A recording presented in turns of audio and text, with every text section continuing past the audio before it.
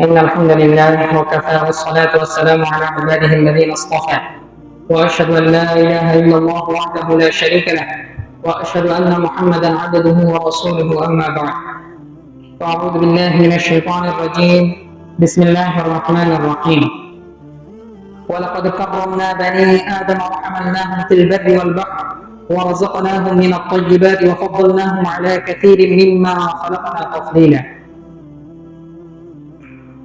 وعن ابي هريره رضي الله تعالى عنه قال رسول الله صلى الله عليه وسلم الا من قتل نفسا واحده له ذمه الله وذمه رسوله فقد اخر بذمه الله ولا يرى رائحه الجنه وان ريحها لا يوجد من مسيره 70 خريفا رواه الترمذي যাবতীয় প্রশংসা মহান আল্লাহ তাআলার জন্য সালাত ও সালাম বর্ষিত হোক মুহাম্মদ সাল্লাল্লাহু আলাইহি ওয়াসাল্লামের প্রতি। সম্মানিত মুসলিম کرام, আজকে এই পবিত্র জুমায় আমি জুমার খুতবার বিষয় হিসেবে যে বিষয়টা নিয়ে আপনাদের সামনে আলোচনা করব সেটা হচ্ছে ইসলামে অমুসলিমদের অধিকার। ইনশাআল্লাহ নির্দিষ্ট সময় সংক্ষিপ্ত আকারে এই বিষয়ে আলোচনা করার ইচ্ছা পোষণ করছি। ওয়া মা তাওফীক ইল্লা বিল্লাহ আলাইহি তাওয়াক্কালতু ওয়া ইলাইহি উনীব। সম্মানিত মুসলিম کرام, মহান আল্লাহ তাআলা প্রত্যেক বনি আদমকে সম্মান দান করেছেন। এই পৃথিবীতে মহান আল্লাহ তাআলা মানব জাতিকে প্রত্যেক আদম সন্তানকে আল্লাহ তাআলা কি দিয়েছেন? সম্মান দিয়েছেন। হোক সে হিন্দু, হোক সে মুসলিম, হোক সে খ্রিস্টান, যেই ধর্মেরই হোক না কেন মহান আল্লাহ তাআলা প্রত্যেক বনি আদমকে কি দিয়েছেন? সম্মান দিয়েছেন। মহান আল্লাহ তাআলা পবিত্র কোরআনের মধ্যে বলছেন যে ওয়ালাকাদ কাররামনা বনি আদম ওয়া হামালনাহুম ফিল বাররি ওয়াল বাহর ওয়া রাযাকনাহুম মিনাত তাইয়্যিবাত ওয়া ফাদ্দালনাহুম আলা কাসীরিন মিম্মান খালাকনা তাফদীলা। যে আমি বনি আদমের প্রত্যেক বনি আদমকে আমি সম্মান দান করেছি। ওয়ালাকাদ কাররামনা বনি আদম ওয়া হামালনাহুম ফিল বাররি ওয়াল বাহর, এবং জলে এবং স্থলে চলাচলের জন্য বাহন দিয়েছি। ওয়া রাযাকনাহুম মিনাত তাইয়্যিবাত, এবং পবিত্র রিজিক দান করেছি, পবিত্র জীবিকা দান করেছি। ওয়া ফাদ্দালনাহুম আলা কাসীরিন মিম্মান খালাকনা তাফদীলা, আর অধিকাংশ এই পৃথিবীর মধ্যে অধিকাংশ সৃষ্টির মধ্যে বনি আদমকে আমি মর্যাদা দান করেছি। এটা কে বলেছেন? মহান আল্লাহ তাআলা বলেছেন। মহান আল্লাহ তাআলা এই পৃথিবীতে বনি আদমকে কেন সৃষ্টি করেছেন সেটাও আল্লাহ তাআলা সূরা জারিয়াতের 56 নম্বর আয়াতে বলে দিয়েছেন। আল্লাহ তাআলা বলছেন যে ওয়া মা খালাকতুল জিন্না ওয়াল ইনসা ইল্লা লিয়াবুদুন, আমি এই প্রত্যেক মানুষকে বনি আদমকে আমি সৃষ্টি করেছি কি করার জন্য? একমাত্র আমার ইবাদতের জন্য আমি তাকে সৃষ্টি করেছি। আমি তাকে অন্য কোনো উদ্দেশ্যে আমি তাকে সৃষ্টি করিনি। তারপর মহান আল্লাহ তাআলা অন্য আরেকটি আয়াতে বলছেন যে ইন্না খালাকনাল ইনসানা মিন নুতফাতিন আমশাজ, আমি মানুষকে সৃষ্টি করেছি যে মিশ্রিত শুক্র থেকে। ইন্না খালাকনাল ইনসানা মিন নুতফাতিন আমশাজ, কেন সৃষ্টি করেছি? নাবতালিহি ফাজআলনাহু সামিআন বাসীরা, তাকে পরীক্ষা করার জন্য। এবং তাকে কি দিয়েছি? আমি দৃষ্টিশক্তি দিয়েছি এবং শ্রবণশক্তি আমি দিয়েছি, যাতে সে শুনতে পারে এবং বুঝতে পারে, দেখে সঠিক কোনটা ব্যাঠিক কোনটা সে সেটা দেখে। তারপর মহান আল্লাহ তাআলা বলছেন যে ইন্না হাদাইনাহুস সাবিলা ইম্মা শাকিরা ওয়া ইম্মা কাফুরা, আল্লাহ তাআলা তার জন্য কি সৃষ্টি করেছেন? সঠিক পথ, তাকে পথ সৃষ্টি করে দিয়েছেন। এবার হয়তো সে মহান আল্লাহ তাআলার কথা শুনতে পারে, ইম্মা শাকিরা ওয়া ইম্মা কাফুরা, অথবা সে অকৃতজ্ঞ হতে পারে, অথবা না শুনতে পারে, এটা তার ইচ্ছা। কিন্তু আল্লাহ তাআলা কি প্রত্যেক বনি আদমকে সৃষ্টি করেছেন কেন? আল্লাহ তাআলা ইবাদত করার জন্য। এবার সে যদি ইবাদত না করে, প্রত্যেক বনি আদম সে যদি ইবাদত না করে, তাহলে তার কি হবে? মহান আল্লাহ তাআলা অন্য একটি আয়াতে বলছেন যে ওয়াল্লাযীনা কাফারু, যারা কুফরি করে, যারা কাফের, যারা আল্লাহ তাআলাকে বিশ্বাস করে না, আল্লাহ তাআলার বিধান মেনে চলে না, ওয়াল্লাযীনা কাফারু লাহুম নারু জাহান্নাম, তাদের জন্য রয়েছে জাহান্নামের আগুন। লা ইয়াকুদু আলাইহিম ফায়ামুতু ওয়া লা ইখাফাফু আনহুম মিন আযাবিহা, এটা হচ্ছে এমন জাহান্নাম যেখানে না কোনো মৃত্যু আছে, ওয়া লা ইখাফাফু আনহুম মিন আযাবিহা, এবং তাদের শাস্তিও কি হবে না? কমানো হবে না। কাযালিকা নাজজি কুল্লা কাফুর, আল্লাহ তাআলা বলছেন যে আমি প্রত্যেক কাফেরকে, যারা আমাকে বিশ্বাস করে না, তাদেরকে আমি এইভাবে কি করি? প্রতিদান দান করি। তারপর আয়াতে বলছেন যে যাদেরকে জাহান্নাম দিবে চিৎকার করবেন, তারা বলবে যে ওয়াহুম ইয়াফতারিকুনা ফিহা, তারা সেখানে চিৎকার করতে থাকবে রব্বানা আখরিজনা না'মাল সালিহান গায়রাল্লাযী কুননা না'মাল, আর বলবে যে হে আল্লাহ আমাদেরকে আবার দুনিয়াতে পাঠিয়ে দিন, এবার পাঠালে আমরা কি করব, এই আমল করব, আপনার যে আগে নাফরমানি করতাম, যে গুনাহ কাজগুলো করতাম সেটা করব না। তখন আল্লাহ তাআলা বলবেন যে আওয়ালাম নুআম্মিরুকুম মা ইয়াতাযাক্কারু ফীহি মান তাযাক্কারা ওয়া জাআকুমুন নাযীর, যে আমি কি তোমাদেরকে এমন একটা বয়স দিইনি যে যাতে তুমি একটু চিন্তা করতে পারো, যাতে একটু শিক্ষা গ্রহণ করতে পারো যে আমি তোমাকে কেন সৃষ্টি করছি। তোমাকে কি আমি এরকম একটা সময় দেই নাই? অবশ্যই তোমাকে আমি সময় দিয়েছি। আর তাছাড়া যে তোমাদের কাছে কিন্তু কি প্রত্যেক আহ্বানকারী আসছে, আলেম এসেছে, হুজুর আসছে, দাঈ এসেছে, তোমাদেরকে বলেছে যে তুমি যদি আমার কথা না শোনো তাহলে কিরূপ শাস্তি আছে সেটার ভয়াবহতার কথা বলেছে, কিন্তু তুমি কি করেছো? তুমি আমার কথা শুনে নেই। তো আল্লাহ তাআলা বনি আদমকে সৃষ্টি করেছেন তার ইবাদতের জন্য। প্রত্যেক বনি আদমকে আল্লাহ তাআলা সম্মানিত করেছেন, হোক সে কি মুসলিম বা অমুসলিম। প্রত্যেক বনি আদমকে আল্লাহ তাআলা সৃষ্টি করেছেন কি তা আল্লাহ তাআলার ইবাদত করার জন্য। এবার সে ইচ্ছা করলে আল্লাহ তাআলার কথা শুনতে পারে, ইচ্ছা করলে কি আল্লাহ তাআলার কথা নাও শুনতে পারে, এটা হচ্ছে কি তার ব্যাপার। এবার আমরা আসি যে ইসলামে একজন অমুসলিমের অর্থাৎ হিন্দু, খ্রিস্টান, বৌদ্ধ বা আরো অন্যান্য যে ধর্ম মানুষের আছে তাদের কি অধিকার রয়েছে। একজন ইসলামে একজন অমুসলিমের প্রধান যে অধিকার সে একজন মুসলিম থেকে পাবে সেটা হচ্ছে তার মৌলিক যে অধিকারগুলো আছে সেগুলো নিশ্চিত করা। আমরা জানি ছোটবেলা থেকে আমরা পড়ে এসেছি একজন মানুষের কি মৌলিক অধিকার কয়টি? 5টি, ঠিক না? কি 5টি? প্রথমে কি খাদ্য, বস্ত্র, তারপরে কি বাসস্থান, শিক্ষা, চিকিৎসা, এইটা। তো এভাবে ইসলামের মধ্যে একজন মুসলিম অথবা অমুসলিম তার অধিকারও কি এরকম 5টি, বা আরো দেখা গেছে আরো কিছু বেশি কিছু হতে পারে। অর্থাৎ এখান থেকে আমি আপনাদেরকে যেটা বলছি যে একজন অমুসলিম সে ইসলামী রাষ্ট্রের মধ্যে, সে যদি ইসলামী রাষ্ট্রে বসবাস করে তাহলে তাকে বেঁচে থাকার অধিকারটুকু কি করতে হবে? মুসলিমদের নিশ্চিত করতে হবে। আপনার এখন মনে হতে পারে যে ভাই সে তো কাফের, সে তো অমুসলিম, তার সাথে তো মহান আল্লাহ তাআলা যুদ্ধের ঘোষণা করে দিয়েছেন, আপনার এরকম মনে হতে পারে। কিন্তু মহান আল্লাহ তাআলা প্রত্যেক কাফেরের সাথে যুদ্ধের ঘোষণা করেননি। আপনারা হয়তো অনেকেই জানেন যে ইসলামের মধ্যে কাফেরদেরকে যা অমুসলিমদেরকে 4 ভাগে ভাগ করছে। একটা হচ্ছে আহলুল জিম্মা, আরেকটা হচ্ছে আহলুল মুওয়াহিদ, আরেকটা হচ্ছে মুস্তাকমিল, আরেকটা হচ্ছে আহলুল মুহারিব। এই 4 শ্রেণী। আহলুল জিম্মা কারা? যারা দেখা গেছে আগে থেকে একটা দেশে বসবাস করত, মুসলিমরা দেখা গেছে সেই দেশটা যখন জয় করে নিয়েছে তখন সেখানে যারা অমুসলিম তারাই হচ্ছে কি আহলুল জিম্মা। আর আহলুল মুওয়াহিদ কারা? যারা দেখা গেছে মুসলিম রাষ্ট্রে বসবাস করে না, তারা অন্য রাষ্ট্রে বসবাস করে, কিন্তু তাদের সাথে এবং মুসলিমদের সাথে কি হয়েছে? চুক্তি হয়েছে, তারা হচ্ছে আহলুল মুওয়াহিদ। আহলুল মুস্তাকমিল কারা? যাদের সাথে দেখা গেছে কোনো চুক্তিও হয়নি, কিছু হয়নি, কিন্তু ইসলামী রাষ্ট্র বা মুসলিমরা যখন সে মুসলিম দেশে এসেছে, একজন কাফের অমুসলিম যখন মুসলিম দেশে আসবে তখন মুসলিম দেশের সরকার যদি তাকে কি দেয়? নিরাপত্তা দান করে। এবার সে হোক সেটা ব্যবসায়িক কারণে হোক বা আমাদের দেশ ঘুরতে আসছে সেই কারণে হোক না কেন, হ্যাঁ, যে কারণে হোক না কেন সে হচ্ছে কি আহলুল মুস্তাকমিল। এবার আহলুল মুহারিব কারা? যারা মুসলিমদের সাথে সবসময় যুদ্ধের ভিতরে কি থাকে? লিপ্ত থাকে, অর্থাৎ মুসলিমদের সাথে যুদ্ধ করে, মুসলিমদেরকে হত্যা করে, তারা হচ্ছে কি আহলুল মুহারিব। তো প্রথম যে 3 শ্রেণী আছে তাদের সাথে কোনো যুদ্ধ করা যাবে না, তাদের কোনো ধরনের কোনো অধিকার হরণ করা যাবে না। আমি ধাপে ধাপে বলবো।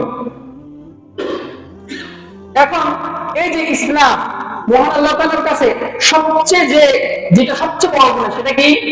শিরক। এটা আমরা কি সবাই কম বেশি সবাই জানি। আল্লাহ তাআলা বলেন যে ইন্নাহু মান ইউশরিক বিল্লাহ ফাকাদ হারামাল্লাহু আলাইহিল জান্নাহ। যে ব্যক্তি আল্লাহ তাআলার সাথে কাউকে শরীক করবে, মূর্তি পূজা হোক বা অন্য কিছুর পূজা হোক, আল্লাহ তাআলার ইবাদত না করে অন্য কিছুর ইবাদত করবে, আল্লাহ তাআলা তার জন্য জান্নাতকে হারাম করে দিবেন, সে জান্নাতে যেতে পারবে না। এটা সূরা মাইদার 72 নম্বর আয়াতে মহান আল্লাহ তাআলা বলছেন। এখন আপনার প্রশ্ন হতে পারে যে ভাই ইসলামে তো সবচেয়ে বড় গুনাহ হচ্ছে শিরক, ঠিক আছে, যেখানে একজন মুসলিম সে যদি চুরি করে ইসলামী রাষ্ট্র আইন অনুযায়ী তার শাস্তি কি, তার হাত কেটে দিবে। ঠিক আছে, পর্যায়ক্রমে যদি সে ডাকাতি করে তার শাস্তি আছে, সে যদি মদ পান করে তার শাস্তি আছে, সে যদি ব্যভিচার করে জেনা করে তার শাস্তি আছে। তো এত বড় গুনাহ হওয়া সত্ত্বেও কেন কাফেরদেরকে কেন শাস্তি নেই? এটাই হচ্ছে ইসলামের কি দয়া তাদের প্রতি। যারা দেখা গেছে অমুসলিম, তাদের যে অনুভূতি আছে তাদের অনুভূতি কি না করা, আঘাত না করা। অর্থাৎ ইসলামের তাহলে অধিকার, প্রথম যে অধিকার সেটা হচ্ছে কি একজন অমুসলিমকে কি করা, নিরাপত্তা দেওয়া।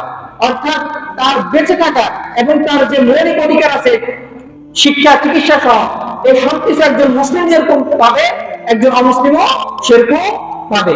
ব্যাপারটা এরকম হবে না যে একজন মুসলিম সে ভালো বাসস্থানের ভিতরে যেখানে একজন কি হাই কোয়ালিটির মানুষরা থাকে সে সেখানে বসবাস করে, আর একজন অমুসলিম সে দেখা গেছে যেখানে ময়লা আবর্জনা যেখানে কি নোংরা আছে সেখানের মধ্যে সে বসবাস করে। ব্যাপারটা এমনটা না।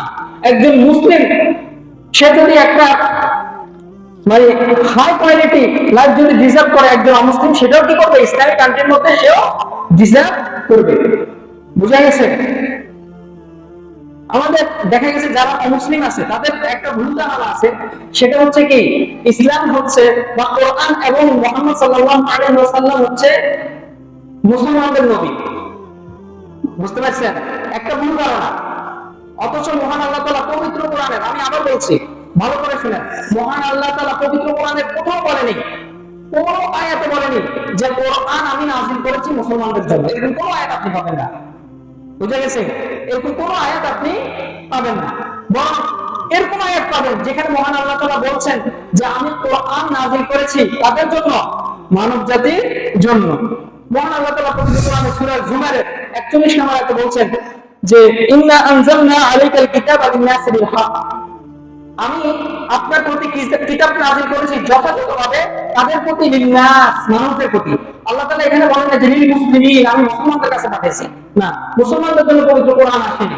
শুধুমাত্র আল্লাহ তাআলা পবিত্র কোরআন কাদের জন্য নাযিল করেছেন, প্রত্যেক মানুষের জন্য। হোক সে মানে কোরআন বিশ্বাস করুক বা অবিশ্বাস করুক, আল্লাহ তাআলা নাযিল করেছে প্রত্যেক মানুষের জন্য। বুঝতে পারছেন? তারপর মহান আল্লাহ তাআলা অন্য আরেকটা আয়াতে বলছেন যে আলিফ লাম রা কিতাবুন আনজালনাহু ইলাইকা লিতুখরিজান নাসা মিনাজ যুলুমাতি ইলান নূর। এই কিতাবটা এমন একটা কিতাব যেটা আমি আপনার প্রতি নাযিল করেছি, আপনি কি করবেন, লিতুখরিজান নাসা মিনাজ যুলুমাতি ইলান নূর, মানুষকে অন্ধকারের পথ থেকে আলোর পথের দিকে নিয়ে আসবেন এই পবিত্র কোরআনের মাধ্যমে। এটা সূরা ইব্রাহিমের ভিতরে মহান আল্লাহ তাআলা বলছেন। আমরা এই দুটো আয়াত থেকে বুঝতে পারি যে পবিত্র কোরআন শুধুমাত্র কার জন্য নাযিল করা হয়নি, মুসলমানদের জন্য নাযিল করা হয়নি। তাহলে আরেকটা যে ভুল ধারণা সেটা হচ্ছে মুহাম্মদ সাল্লাল্লাহু আলাইহি ওয়াসাল্লাম কাদের নবী, মুসলমানদের নবী। এটা একটা ভুল ধারণা। মুহাম্মদ সাল্লাল্লাহু আলাইহি ওয়াসাল্লামকে সমগ্র মানব জাতির জন্য আল্লাহ তাআলা প্রেরণ করেছেন।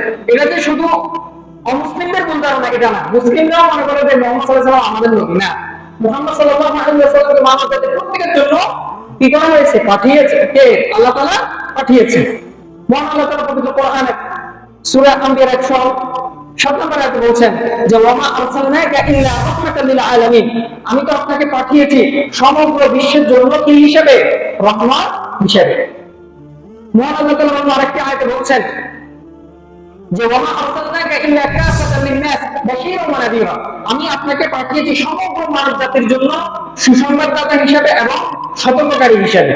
ওয়ালাকিন্না আকতারান নাসি লা ইয়ালামুন, অথচ অধিকাংশ মানুষ তা জানে না।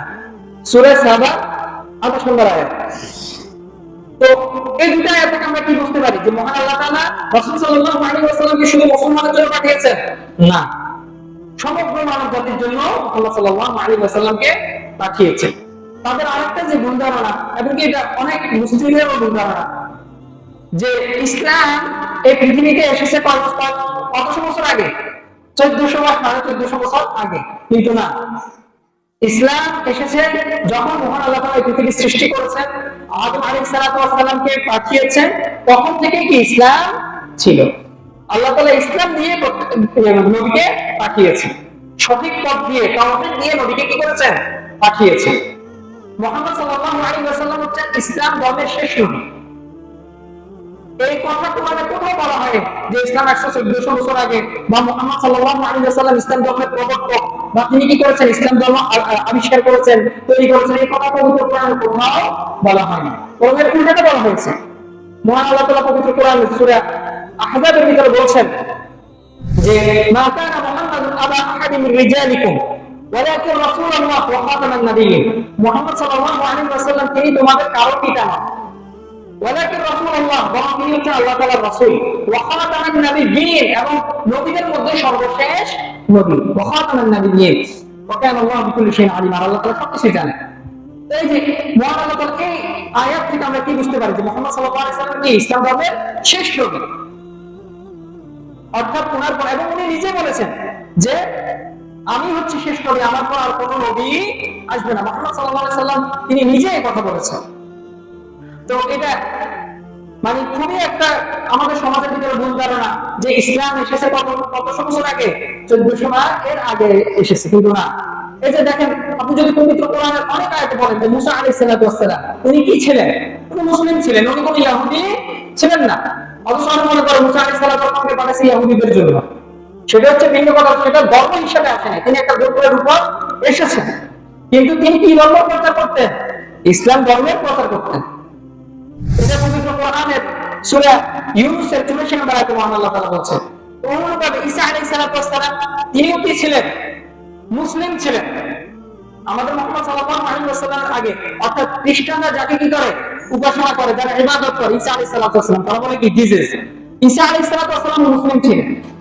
এটা দলিল কথা মহান আল্লাহ তাআলা পবিত্র কোরআনের ভিতরে বলছেন যে ফালাম্মা আহাসা ঈসা মিনহুল কুফরা ক্বালা মান আনসারি ইলাল্লাহ, যে যখন ঈসা আলাইহিস সালাতু ওয়াস সালাম তার গোত্রের মানুষদের ভিতর যখন কুফরি অনুভব করলেন যে তারা কাফের হয়ে যাচ্ছে, ক্বালা মান আনসারি ইলাল্লাহ, তখন তারা বলল যে কারা আমাকে আল্লাহ তাআলার পথে সাহায্য করবে।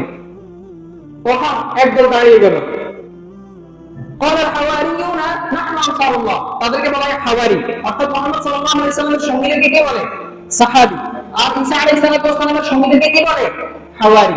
قال الحواريون نحن انصار الله, তখন হাওয়ারিরা বলল যে আমরাই আল্লাহ তাআলার পথে আপনাকে কি করব, সাহায্য করব। ওয়াশহাদ বিআন্নানা মুসলিমুন, আর আপনি সাক্ষী থাকেন যে আমরা হচ্ছে কি মুসলিম। এটা পবিত্র কোরআনের সূরা আল ইমরানের 52 নম্বর আয়াতে মহান আল্লাহ তাআলা বলেছেন। তো আমরা এই দুটো আয়াত থেকে কি বুঝতে পারি যে ঈসা আলাইহিস সালাতু ওয়াস সালাম এবং মুসা আলাইহিস সালাতু ওয়াস সালাম কি ছিলেন, মুসলিম ছিলেন। অন্য আপনি যদি বলেন অন্যান্য নবী যারা, তারা প্রত্যেকই মুসলিম ছিলেন।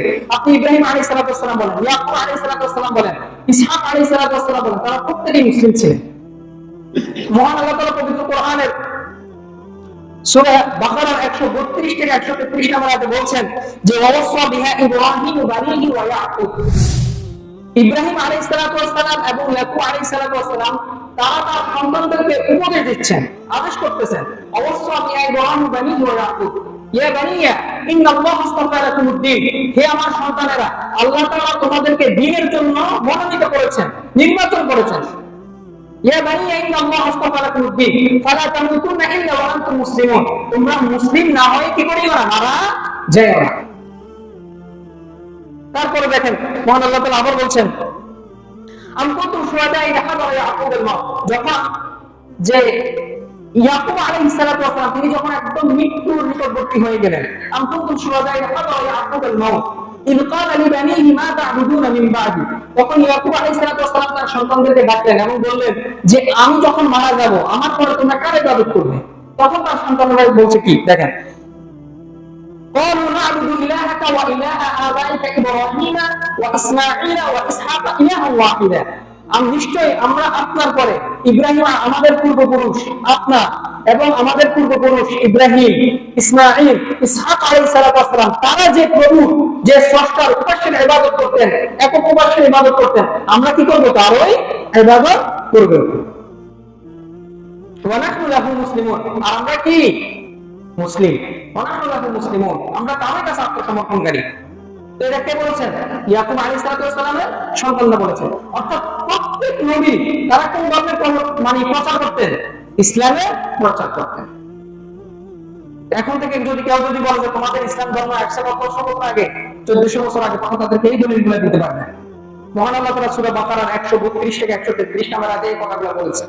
ইব্রাহিম আলাইহিস সালাতু ওয়াস সালাম বলেন বা এর আগের নবী বলেন, এরপরে যারা আছে প্রত্যেকেই কি ছিলেন? মুসলিম ছিলেন। তো দেখেন, যেটা বলতেছিলাম যে অমুসলিমদের অধিকার সম্পর্কে, যে তার একজন মুসলিম একটা ইসলামিক কান্ট্রির ভিতরে যে মৌলিক অধিকারগুলো পাবে, একজন কাফের, একজন মুশরিক, একজন অমুসলিম সেও কি সে অধিকারগুলো পাবে। বুঝতে পেরেছেন? তার অধিকার কি করা যাবে না, কোন অধিকার নষ্ট করা যাবে না। এটা হচ্ছে কি এক নম্বর অধিকার। দুই নম্বর যেটা, সেটা হচ্ছে ধর্ম পালনের অধিকার। একজন অমুসলিম, একজন হিন্দু, একজন খ্রিস্টান, যে হোক না কেন, অন্য ধর্মের মানুষ সে স্বাধীনভাবে তার ধর্ম কি করতে পারবে? পালন করতে পারবে। তাকে কোনরূপ বাধা দেওয়া যাবে না। তার ধর্ম নিয়ে তুচ্ছ-তাচ্ছিল্য করা, এটাও করা যাবে না। মহান আল্লাহ তাআলা পবিত্র কোরআনের ভিতরে বলছেন যে ওয়ালা তাসুবুল লাযিনা ইয়াদউনা মিন দুনিল্লাহ ফায়াসুবুল্লাহ আদওয়ান বিগাইরি ইলম, যে যারা আল্লাহ তাআলাকে বাদ দিয়ে অন্য কিছুর ইবাদত করে, তোমরা তাদেরকে কি করিও না? গালি দিও না। তাহলে দেখা যাবে যে তারা মূর্খতা বশত আল্লাহ তাআলাকে কি করবে? গালি দিবে। সূরা আন-নামের ভিতরে মহান আল্লাহ তাআলা বলছেন যে এই জন্য তাদের ধর্ম নিয়ে, তাদের ধর্মগ্রন্থ নিয়ে বা তাদের দেব-দেবী সৃষ্টি, এগুলা নিয়ে কি করা যাবে না? তুচ্ছ-তাচ্ছিল্য, অপমান করা যাবে না। এটা ইসলাম ধর্মে সম্পূর্ণভাবে নিষেধ। আপনি হয়তো তাদেরকে বুঝাতে পারেন যে ইসলামে কি মূর্তি পূজা কি নিষিদ্ধ, আপনার ধর্ম কি মূর্তি পূজা নিষিদ্ধ, যারা মূর্তি পূজা করে এরা কি চিরস্থায়ী জান্নাত পাবে। আপনি আপনার মতো বুঝাবেন, ইসলামে যেভাবে বলেছেন আপনি কি করবেন সেভাবে বুঝাতে পারেন। কিন্তু সে ধর্ম পালন করতেছে, আপনি সেখানে কি করতে পারবেন না? বাধা দিতে পারবেন না। বুঝতে পেরেছেন? মহান আল্লাহ তাআলা পবিত্র কোরআনের ভিতরে বলছেন যে লা ইকরাহা ফিদ-দীন, তোমরা দ্বীন নিয়ে কি করিও না? বাড়াবাড়ি করিও না। তারপরে সূরা কাফিরুন, আমরা এটা সবাই জানি যে মহান আল্লাহ তাআলা কি বলছেন? লাকুম দীনুকুম ওয়ালিয়া দীন, যে তোমাদের দিন তোমাদের আর আমাদের দিন আমার। তবে ওখানে আল্লাহ তাআলা কখন বলেছেন? তাদেরকে আগে দাওয়াত দাও। যেমন মহান আল্লাহ তাআলা এটা সূরা কাফিরুনের ভিতরে বলছেন যে কুল ইয়া আইয়ুহাল কাফিরুন, যে আপনি বলেন যে মুহাম্মদ, যে হে কাফের সম্প্রদায়, লা আ'বুদু মা তা'বুদুন, আমি ইবাদত করি না, তোমরা যার ইবাদত করো। ওয়ালা আনতুম আ'বিদুনা মা আ'বুদ, আমি যার ইবাদত করি না, তোমরা যার ইবাদত করো। তোমরা যার ইবাদত করি, আমি তার ইবাদতকারী নই। তারপরে ওয়ালা আনা আ'বিদু মা আ'বাদতুম, আমি তার ইবাদতকারী নই, তোমরা যার ইবাদত করো। তারপর আবার বলছেন যে ওয়ালা আনতুম আ'বিদুনা মা আ'বুদ, তোমরা যার ইবাদতকারী, আমি তার ইবাদতকারী নই। লাকুম দীনুকুম ওয়ালিয়া দীন, তোমাদের ধর্ম তোমার, আমাদের ধর্ম আমার। তো আপনি তাদেরকে দেখা গেছে প্রথমে ইসলাম সম্পর্কে বলতে পারেন, এক স্রষ্টা সম্পর্কে বলতে পারেন, এবং সে যদি না মানে তাকে কি করা যাবে না? বাধা দেওয়া যাবে না। তাকে কোনো তুচ্ছ ছিল কি এগুলা করা যাবে না। আপনি তাদেরকে দাওয়াত দিতে পারেন কিভাবে? মহান আল্লাহ তাআলা বলছেন যে আহলাল কিতাব, হে কিতাবের অনুসারীরা, তাআলা ইলা কালিমাতিন সাওয়াইন বাইনানা ওয়া বাইনাকুম, আসো সেই কথার মধ্যে যে কথা সাওয়াইন বাইনানা ওয়া বাইনাকুম, আমাদের এবং তোমাদের মাঝে কি মিল আছে। আমরা এমন একটা কথা কি এক হই, সেটা কথা কি? আল্লাহ না'বুদা ইল্লাল্লাহ, আমরা আল্লাহ ছাড়া অন্য কারো কি করব না? ইবাদত করব না। ওয়ালা নুশরিকা বিহি শাই, এবং আল্লাহ তার সাথে, আল্লাহর সাথে কাউকে কি করব না? শরীক করব না। এবং তারপরে বলছেন যে ওয়ালা ইয়াত্তাখিযু বা'দুনা বা'দান আরবাবা মিন দুনিল্লাহ, এবং নিজেদের মধ্যে একে অপরকে কি করব না? স্রষ্টা হিসেবে গণ্য করব না, স্রষ্টা হিসেবে মানব না। ফাইন তাওয়াল্লাহ, এবার যদি তারা যদি মুখ ফিরিয়ে নেয়, মানে তখন আপনি তাদেরকে বলতেছেন যে আমরা শিরক করব না, এক আল্লাহর ইবাদত করব। এবার আল্লাহ তাআলা বলেন যে তারা যদি এটা না মানে, ফাইন তাওয়াল্লাহ, তারা যদি মুখ ফিরিয়ে নেয়, ফাকুলু শাহাদু বিআন্না মুসলিমুন, তাহলে তোমরা বলো, এই কাফের সম্প্রদায়কে বলো যে কি তোমরা সাক্ষী থাকো যে আমরা কি মুসলিম। এই যে দেখেন মহান আল্লাহ তাআলা দাওয়াত দেওয়ার একটা টেকনিক বলে দিয়েছেন আমাদের। তো আপনি দেখা গেছে তাদেরকে দাওয়াত দিতে পারেন, কিন্তু তাদের ধর্ম নিয়ে, তাদের কোন দেব-দেবী নিয়ে, তাদের কোন, তারা যেগুলোকে স্রষ্টা হিসেবে মানে, এগুলো নিয়ে তুচ্ছ-তাচ্ছিল্য করতে পারবেন না। তো তারা সেখানে কি একটা মুসলিম কান্ট্রিতে তারা ধর্ম পালনের কিভাবে স্বাধীনতা পাবে। 3 নাম্বার, একজন মুসলিম, একজন অমুসলিম মুসলিমদের থেকে যে অধিকারটা পাবে, ওরা যেটা আশা করে সেটা হচ্ছে কি তার প্রতি কোনো জুলুম করা যাবে না, তার প্রতি কি কোনো জুলুম করা যাবে না।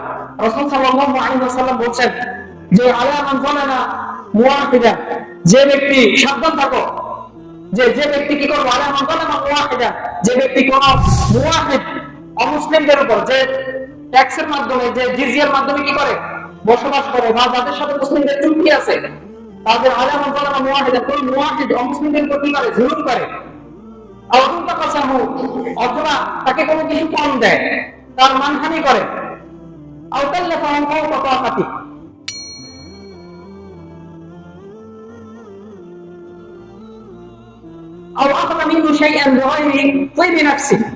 অথবা তার কাছ থেকে এমন কিছু নিয়ে নেয় যেখানে কি তার সন্তুষ্টমূলক কোনো সম্মতি ছিল না। আপনি তার কাছ থেকে একটা জমি মেরে দিয়েছেন, এখানে সে দেখা গেছে কি মানে সংখ্যালঘু, সংখ্যায় কম, সে কোনো কিছু বলতে পারতেছে না, তার কোনো সন্তুষ্টিমূলক সম্মতিও নাই, আপনি তার কাছ থেকে সেটা নিয়ে নিয়েছেন। তো রাসূল সাল্লাল্লাহু আলাইহি ওয়াসাল্লাম বলছেন যে ফাআনা হাজিজুহু ইয়াউমাল কিয়ামা, তাহলে আমি কিয়ামতের দিন, সুবহানাল্লাহ, দেখেন রাসূল সাল্লাল্লাহু আলাইহি ওয়াসাল্লাম বলছেন যে তাহলে আমি কিয়ামতের দিন ওই মুসলিমের বিপক্ষে গিয়ে ওই কাফেরের কি করব, তখনই আল্লাহ তাআলার দরবারে মামলা করব। আল্লাহ তাআলা কি আপনার বিপক্ষে সাক্ষী, রাসূল সাল্লাল্লাহু আলাইহি ওয়াসাল্লাম আপনার বিপক্ষে সাক্ষী দিবেন, আপনার জন্য আল্লাহ তাআলা দরবারে মামলা করবেন।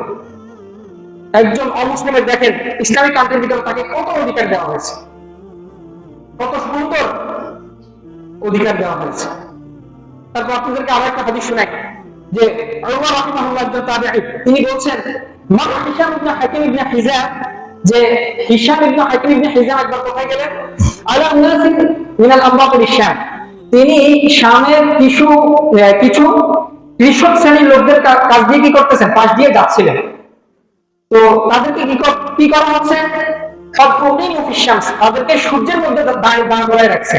কিছু মানুষকে, এই কৃষকদেরকে কি করা হয়েছে, সূর্যের মধ্যে দাঁড় করিয়ে রাখা হয়েছে। তো এবার হিসাব বলতেছে যে মা শানুহুম, তাদেরকে কেন দাঁড় করিয়ে রাখা হয়েছে, তাদেরকে শাস্তিটা কেন দেওয়া হচ্ছে। তখন যারা সেখানে উপস্থিত ছিল যে তারা বলতেছে যে হুবিসু ফিল জিজিয়া, তারা যেহেতু ইসলামিক ট্যাক্স দিতেছে না, কর দিতেছে না, জিজিয়া দিতেছে না, এজন্য তাদেরকে কি করা হয়েছে, এটা শাস্তি স্বরূপ তাদেরকে সূর্যের মধ্যে দাঁড় করিয়ে রাখা হয়েছে। তখন এবার হিশাম বলতেছে রাদিয়াল্লাহু তাআলা আনহু, সাহাবী, তিনি বলছেন যে আশহাদু, আমি সাক্ষ্য দিচ্ছি যে সামি'তু রাসূলুল্লাহ সাল্লাল্লাহু আলাইহি ওয়াসাল্লাম ইয়াকুল, আমি রাসূল সাল্লাল্লাহু আলাইহি ওয়াসাল্লামকে বলতে শুনেছি ইন্নাল্লাহা ইউআযযিবুল লাযীনা ইউআযযিবুনা আন-নাসা ফিদ দুনিয়া, যে যারা মানুষদেরকে এই দুনিয়াতে কষ্ট দেয়, আল্লাহ তাআলা তাদেরকে কি করবেন, আখিরাতে তাদেরকে আল্লাহ তাআলা কষ্ট দিবেন। তো দেখেন এই যে একজন দেখা গেছে তারা কি অমুসলিম, তারা ট্যাক্স দিতে পারতেছে না, এটা কোন রাষ্ট্র করবে? এমন কোন আপনি দেখেন কাফের রাষ্ট্রগুলো, যত রাষ্ট্র বলেন আপনি, সবাই বাধ্যতামূলক, সে গরিব হোক ধনী হোক কোনো দেখার বিষয় না, তার উপর যেটা নির্ধারণ করা হয়েছে তাকে সেটা কি করতে হবে, আদায় করতে হবে। তার যদি জমি জমা থাকে সেটাকে বিক্রি করে তাকে আদায় করতে হবে। কিন্তু ইসলাম আলহামদুলিল্লাহ, তখন এই যে দেখেন তারপরে হিশাম ইবনে, হাদিসটা শেষ হয় না, হিশাম তখন ওই ফিলিস্তিনে বা শামের শাসক ছিলেন উমাইর ইবনে সাদ, তিনি তার সাথে কথা বলেন, যখন কথা বলছেন তখন ওই যে খলিফা ছিলেন তিনি তখন তাদেরকে কি করলেন, মাফ করে দিলেন। সুবহানাল্লাহ।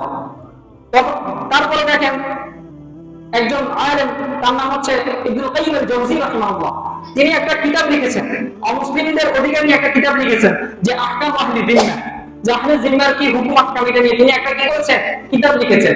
তিনি সেই কিতাবের ভিতরে বলছেন যে লা ইয়াহিলু তাকলিফুহুম মা লা ইয়াকদিরুনা আলাইহি, যারা মুসলিম, যারা কোনো কিছু কি করতে পারতেছে না, আদায় করতে পারতেছে না, তার কোনো কিছু সামর্থ্য নাই, তাহলে তাকে কি করা যাবে না, কোনো কিছু তাকলিফুহুম, তাদেরকে চাপিয়ে দেওয়া যাবে না। ওয়ালা তা'যীবুহুম আলা আদাইহা, তারা যদি সেটা আদায় না করে, সম্পাদন না করে, তাহলে তাদেরকে কোনো শাস্তি দেওয়া যাবে না। ওয়ালা হাবসুহুম ওয়া দারবুহুম, এবং তাদেরকে বন্দীও করা যাবে না এবং প্রহারও করা যাবে না। সুবহানাল্লাহ, আল্লাহু আকবার। আমরা অনেকেই দেখেন এই হাদিসগুলো অত্যন্ত গুরুত্বপূর্ণ। আজকে দেখা গেছে আমরা মুসলিমরা এই হাদিসগুলো না জানার কারণে নিজের অজান্তে হোক, অনেকে দেখা গেছে হিংসার বশবর্তী হয়ে কি অমুসলিমদের উপর আক্রমণ করে বসে, এটা সম্পূর্ণভাবে হারাম। দেখেন তারপরে অন্য আরেকটি আয়াতে, অন্য আরেকটি হাদিসে রাসূল সাল্লাল্লাহু আলাইহি ওয়াসাল্লাম কি বলছেন, যে আবু হুরায়রা রাদিয়াল্লাহু তাআলা আনহু থেকে বর্ণিত, তিনি বলছেন যে আলা মান কাতালা নাফসান মুওয়াহিদাতান লাহু যিম্মাতুল্লাহি ওয়া যিম্মাতু রাসূলিহি, আল্লাহ এবং তার রাসূলের জিম্মায় যে মুওয়াহিদ, যে অমুসলিম থাকবে, কোন মুসলিম যদি তাকে হত্যা করে তাহলে তার শাস্তি কি? রাসূল সাল্লাল্লাহু আলাইহি ওয়াসাল্লাম বলেন যে ফাকাত আখরা বিদিনাতিল্লাহ, তাহলে সে আল্লাহ তাআলা এই যে মুসলিমদেরকে যে জিম্মাদারি, যে দায়িত্ব রেখেছেন, সেই জিম্মাটা সে কি করলো, ভঙ্গ করলো, সে ছিন্ন করলো ওই মুসলিম, তাহলে তার শাস্তি কি? ফালা ইয়ারাহু রাইহাতাল জান্নাহ, তাহলে সে জান্নাতের সুঘ্রাণ পাবে না। জান্নাতে তুমি বলার তো যাওয়া তো অনেক পরের কথা, সে জান্নাতের সুঘ্রাণ পাবে না। তারপর রাসূল সাল্লাল্লাহু আলাইহি ওয়াসাল্লাম বলেন যে ওয়া ইন্না রিহাহা লা ইউজাদু মিন মাসিরাতি ৭০ হারিফা, যদিও এই জান্নাতের সুঘ্রাণ ৭০ বছরের দূরত্ব থেকে কি এটার ঘ্রাণ পাওয়া যায়। একজন ব্যক্তি যদি এখানে দাঁড়িয়ে থাকে আর জান্নাত যদি তার থেকে কি ৭০ বছরের, একজন মানুষ যদি ঘোড়া দিয়ে সফর করলে যে দূরত্ব, এই দূরত্বে থাকে জান্নাত, আর সে যদি এখানে থাকে তারপরে সে এখানে কি জান্নাতের ঘ্রাণ পাবে। কিন্তু ওই মুসলিম যে একজন অমুসলিমকে অন্যায়ভাবে হত্যা করছে, যাকে আল্লাহ এবং তার রাসূল নিরাপত্তা দিয়েছে, তাহলে সে কি জান্নাতে ঘ্রাণও পাবে না, জান্নাতে যাওয়ার তো অনেক পরে পাবে। কত ভয়ঙ্কর হাদিস।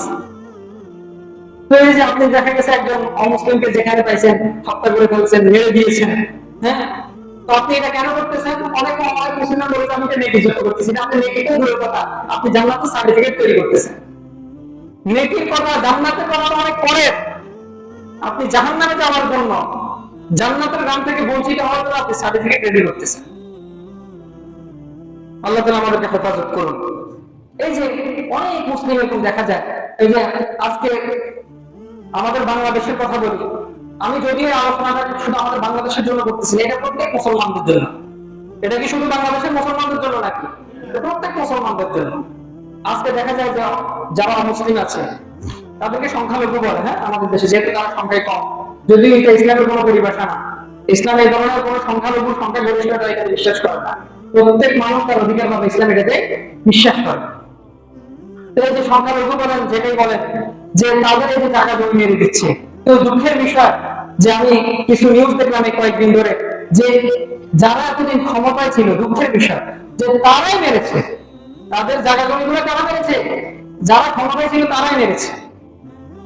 এই যে অনেক অমুসলিম দেখা যায় সে একটা রাজনৈতিক দলের সাথে যুক্ত হয়েছে, সে রাজনৈতিক দলের সাথে যুক্ত হয়ে সে অন্য একটি রাজনৈতিক দলের মানুষদের সাথে সে কি করতেছে? খারাপ আচরণ করতেছে, তার সাথে জুলুম করতেছে। সে অথচ কি হিন্দু বা খ্রিস্টান যেই হোক, কিন্তু সে যে এই যে আক্রমণটা করতেছে, সে কি হিসাবে করতেছে? অনেক রাজনীতির লোক হিসাবে করতেছে, নাকি সে হিন্দু হিসাবে করতেছে? এই যে যখন সংবাদে প্রচার করা হয়, তখন কি প্রচার করা হয়? এটা প্রচার করা হয় যে একজন হিন্দু মুসলমানদের জমি মেরে দিয়েছে, এটা প্রচার করা হয় না। অনেক রাজনৈতিক দলের লোক বা অনেক নামের লোক এই রাজনৈতিক দলের জমি মেরে দিয়েছে বা অন্যায় করছে। কিন্তু দেখেন, অত্যন্ত দুঃখের বিষয় যে আপনি যখন জুলুম করতেছেন তখন বলতেছে অমুক দলের মানুষ, কিন্তু অমুক দল যখন ক্ষমতা পাইছে, এবার যখন সে কি তাকে আক্রমণ করতেছে, এখন সে বলতেছে কি আমি হিন্দু, একজন আমাকে আক্রমণ করতেছে। আল্লাহু আকবার। আপনারা কথা বুঝতে পারতেছেন যে যেটা অত্যন্ত হতাশাজনক বিষয়। আমাদের দেখা গেছে পার্শ্ববর্তী দেশের যে মিডিয়া গুলো আছে তারা এটা খুব ভালোভাবে প্রচার করতেছে যে কি মুসলমানরা কি সংখ্যালঘুদের উপর, হিন্দুদের উপর তাদের গণভাগে ভেঙে ফেলছে। আপনি যদি নিউজ গুলো দেখেন, অধিকাংশ নিউজ হচ্ছে ভুয়া। ৭ লক্ষের অধিক বেশি ভুল নিউজ পাওয়া হয়েছে ভারত থেকে, ৭ লক্ষের বেশি। এই যে একজন মানে দেখলাম বাংলা বিষয়ের মধ্যে আমাদের যে চ্যানেল আছে, সেখানে একজন হিন্দু কি করতেছে, তার গড় ভাঙ্গি মুখ কিছুই ভাঙ্গে নেয়, দেখা গেছে একটু এলোমেলো সেই ধরে নিয়ে কি করতেছে, হাওয়া শুরু করে দিয়েছে, কি তার মুখ ভেঙে গেছে, এটা করছে। যখন তার এলাকায় যখন যাওয়া হয়েছে, তখন অন্যান্য হিন্দুরা বলতেছে যে সে এটা কি নাটক করছে, সে এটা নাটক করছে। এমনকি তারা এই যে দেখা গেছে আন্দোলনে নামছে, আন্দোলনে নামার পরে তাদেরকে যখন তাদেরকে জিজ্ঞেস করছে, সাংবাদিকরা জিজ্ঞেস করতেছে এটা কোন থানায় হয়েছে, আপনার যে আক্রমণ করা হচ্ছে কোন থানায় করছে, সে বলতে পারতেছে না। অনেকে আবার গরম হয়ে গেছে, অনেকে কি আবার গরম হয়ে গেছে, আপনি কেন থানার কথা জিজ্ঞেস করবেন? এই যে সংখ্যালঘু বলে যারা চিল্লাইছে এতদিন আমাদের দেশে, যে গত 2 দিনে তারা কি বিভিন্ন ভারত বাদ ছেড়ে দিছে না? তো এখানে কি শুধু মুসলিমরাই ক্ষতিগ্রস্ত হয়েছে নাকি হিন্দুরাও ক্ষতিগ্রস্ত হয়েছে? সবাই হয়েছে। তখন তাদের এই সংখ্যালঘু আর আসে না, তখন তারা আক্রমণ করছে কি হিসাবে? বাংলাদেশি হিসাবে। আমাদের দেখা গেছে ক্ষতি হয়েছে, তখন আর তারা এটা চিন্তা করে না যে এখানে তো আমাদের হিন্দু ভাইরাও আছে, আমি যে বার্তা ছেড়ে দিচ্ছি এখানে তো আমার হিন্দু ভাইরা কষ্ট হয়, তখন তাদের আর সংখ্যালঘুর কথা মাথায় আসে। কতটা হিপোক্রেসি তাদের মধ্যে। আল্লাহ তাআলা আমাদেরকে হেফাজত করুন। এজন্য আমাদের মুসলিমদের দায়িত্ব হচ্ছে, ভাই সে জান্নাতে যাবে না জাহান্নামে যাবে সেটা মহান আল্লাহ তাআলা নির্ধারণ করবে, ঠিক আছে? আপনার উপর যে অধিকার, তাকে অধিকার দিতে বলছে, আপনি তাকে কি করেন, সে অধিকার টুকু দেন।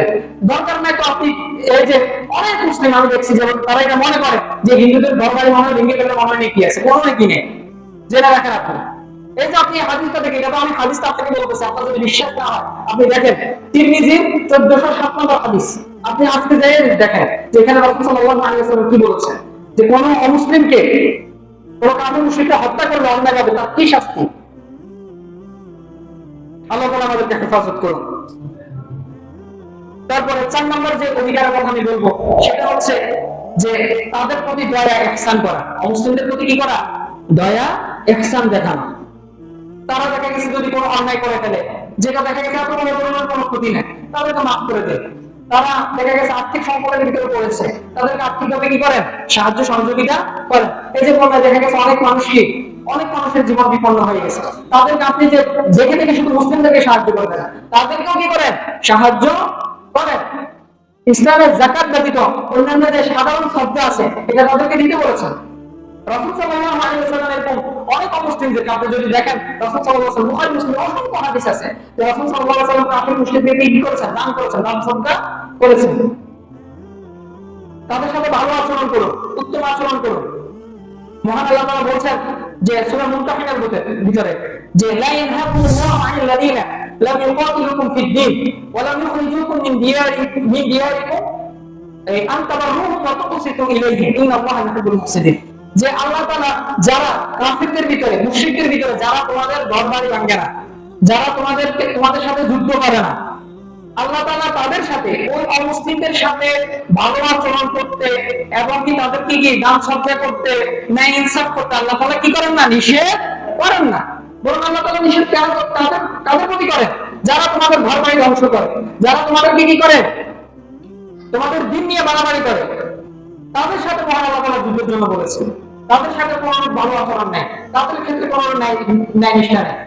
ন্যায় নিষ্ঠা কাদের জন্য, যারা তোমাদের সাথে কোনো ক্ষতি করতেছে না, কোনো অন্যায় করতেছে না, সাধারণ মানুষ, সে শান্তিপূর্ণভাবে দেশে কি বসবাস করতে চায়, তোমার জিজিয়া ট্যাক্স ঠিক মতো দেয়, তোমার সাথে কোনো সে হিংসা বিদ্বেষ এগুলো চায় না, তাহলে মহান আল্লাহ তাআলা বলছেন যে তাদের সাথে কি করিও না, অন্যায় করিও না, তাদের সাথে ন্যায় সম্পর্ক আচরণ করো, কোমল আচরণ করো, ভালো আচরণ করো, ইনসাফ করো।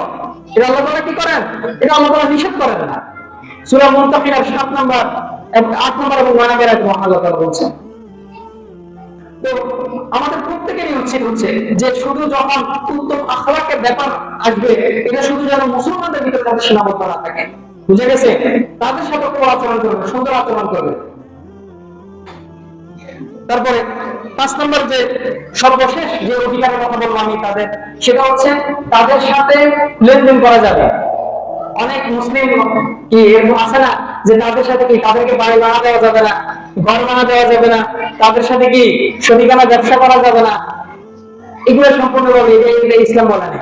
তাদের সাথে আপনি ইচ্ছা করে কি করতে পারেন, লেনদেন করতে পারেন, তাদেরকে ঋণ দিতে পারেন, তাদের থেকে ঋণ নিতে পারেন। রাসূল সাল্লাল্লাহু আলাইহি ওয়াসাল্লাম, স্বয়ং রাসূল সাল্লাল্লাহু আলাইহি ওয়াসাল্লাম অমুসলিমদের থেকে ঋণ নিয়েছেন। মদিনাতে দেখা গেছে যারা ইহুদি ছিল, মক্কা মদিনাতে অনেক ইহুদি ছিল, তাদের থেকে রাসূল সাল্লাল্লাহু আলাইহি ওয়াসাল্লাম ঋণ নিয়েছেন, অনেকবার নিয়েছেন। এমনকি একদিন এরকম হয়ে গেছে যে একজন ইহুদি চলে আসছে, যে তাকে একটা সময় দিয়েছে যে আপনি এত সময়ের ভিতরে ঋণ পরিশোধ করবেন। রাসূল সাল্লাল্লাহু আলাইহি ওয়াসাল্লাম সময় আসে নাই, তো ওই ইহুদি সময় আসার আগে চলে আসছে, আসে বলতেছে আমার ঋণ পরিশোধ করতে হবে। তো রাসূল সাল্লাল্লাহু আলাইহি ওয়াসাল্লাম তাকে বলছে যে এখনো তো সময় আসে নাই, বলতেছেন আমার এখনই লাগবে। তো অন্যান্য সাহাবীরা সেটা কি করলেন, পরিশোধ করে দিলেন। তো এই যে আমি এখান থেকে যেটা আপনাদেরকে বোঝাতে চাচ্ছি যে রাসূল সাল্লাল্লাহু আলাইহি ওয়াসাল্লাম কাফের মুশরিকদের থেকে কি করেছেন, ঋণ নিয়েছেন, লেনদেন করেছেন। তো তাদের সাথে ব্যবসায়িক ক্ষেত্রে লেনদেন করা যাবে। বরং আমি বলবো, যদি আপনি জানেন কোন মুসলিম যে অসৎ, যে সৎ না, যে আপনার টাকা মেরে দিতে পারে, একজন মুসলিম আছে, আপনি যদি আরেকজন অমুসলিম পান, জানেন যে সে সৎ, কথার খেলাফ করে না, সত্য কথা বলে, ভালো মানুষ, ঠিক আছে, মানুষের সাথে কোনো ঝগড়াঝাটি করে না, কারোর কোনো অন্যায় বা কোনো কিছু হাত দিয়ে নেয় না, আপনি যদি জানেন এই ব্যক্তি সৎ, তাহলে আপনি ওই ব্যক্তির সাথে, ওই অমুসলিমের সাথে কি করেন, লেনদেন করেন। বুঝতে পারছেন? এটা করা যাবে, কোনো সমস্যা নেই। একজন অমুসলিমদের সাথে কি লেনদেন করা যাবে। অথচ এটা আমরা অনেকেই জানি না। আমি তো অনেকে শুনতেছি যে তাকে কি করা যাবে না, ঘরটা বানাতে যাবে না, মুসলিম হিন্দু তাকে দেওয়া যাবে না, এটা ঠিক না। তাকে ঘর বাড়ি বানা দিবেন। তো যে কথাগুলো বলেছি এখানে, এই যে দেখেন আজকে অনেক মুসলিম আছে তারা মনে করে কি যে আমাদের মানে তারা সেকুলার বলে, মানে ধর্ম দেশ থেকে কি ধর্মটাকে পৃথক করা। তারা মনে করে যে একজন মুসলিম যদি সেকুলার হয় বা সে যদি নিজেকে বাঙালি পরিচয় দেয় তাহলে মনে হয় কি আমি তার কাছ থেকে নিরাপদ। সে যদি মুসলিম বলে তাহলে আমি তার কাছ থেকে কি নিরাপদ নয়।